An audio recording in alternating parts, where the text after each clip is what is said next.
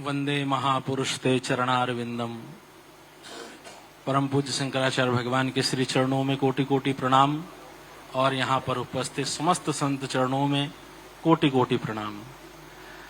Network 10 के माध्यम से जो संत संसद का यहाँ दिव्यता एवं भव्यता के साथ आयोजन हो रहा है और प्रातःकाल से मैं सुन रहा हूँ, सब लोगों के बड़े सुंदर सुंदर मत आ रहे हैं, विचार आ रहे हैं, नोट करने वाले कि किन विषयों का क्या उसका उत्तर मिल सकता है।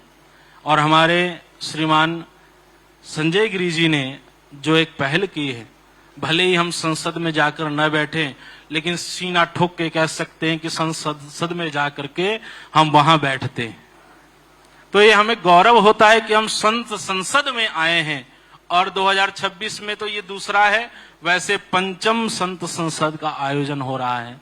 मैं ब्रजधाम से हूं और गिरिराज जी आ गए हैं तो थोड़ी सी पावर और आ गई है। यहां पर परम पूज्य स्वामी श्री ज्ञानेंद्र गोस्वामी जी बैठे हुए हैं। कई कई विषय यहां पर रखे गए। पर्यटन की जगह कोई और शब्द रखिए। पर्यटन कोई खराब शब्द नहीं है, पर्यटन बोल सकते हैं, लेकिन तीर्थाटन बोलेंगे तो थोड़ा सा अलंकार बढ़ जाएगा। अलंकार प्रियो विष्णु, भगवान विष्णु को अलंकार अति प्रियो है। जलधारा प्रियो शिव, भगवान शिव को जलधारा बहुत प्रिय है। एक लोटा जल सब समस्या का हल। तो उसी प्रकार संत संसद में जो ये विषय है धर्मांतरण का, पंजाब में जैसे कि चर्चा कर रहे थे 1.5% से 8% पहुंचा और 2035 तक ये 70 से 80% पहुंच जाएगा। तो सोचनीय विषय है कि आप किस दिशा की ओर जा रहे हैं।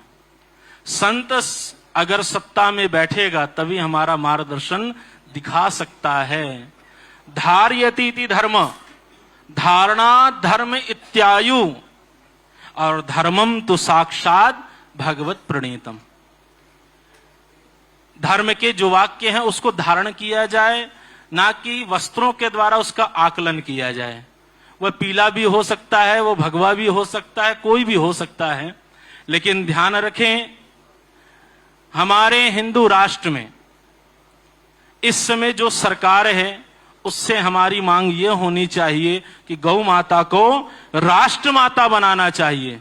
स्पष्टाश्च गावा समयंति पापम, गौ माता को स्पर्श करने मात्र से समस्त पाप नष्ट हो जाते हैं और वही भारत में नित्य ही गौ माता कट रही है।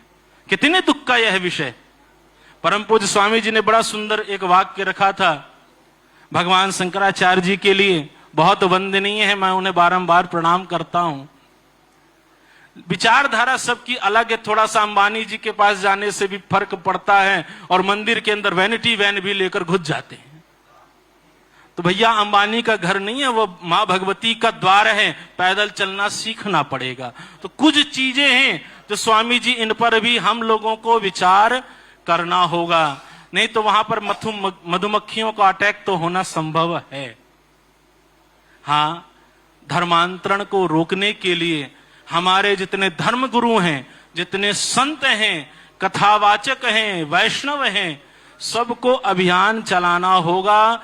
वैदिक गुरुकुल की जो परंपरा चली आई है उसको निभाते हुए। पूज्य कालीपुत्र जी यहां पर बैठे हुए हैं, कालीचरण जी, बड़ी सुंदर उन्होंने बात की एक विद्यालय के विषय पर।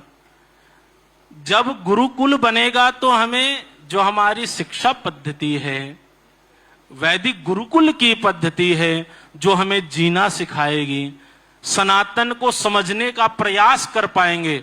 हम सनातन की बात कर रहे हैं, लेकिन सनातन है क्या? सनातन का अर्थ क्या है? सबसे पहले तो इस भाईचारे को खत्म करना होगा, क्योंकि ये जो भाईचारा है ये हमें नष्ट कर रहा है। विधर्मियों से हमें बचना अति आवश्यक है। लव जिहाद, लिविंग रिलेशनशिप जैसी जो बीमारियां हैं वो भारत में बहुत तेजी से बढ़ रही हैं।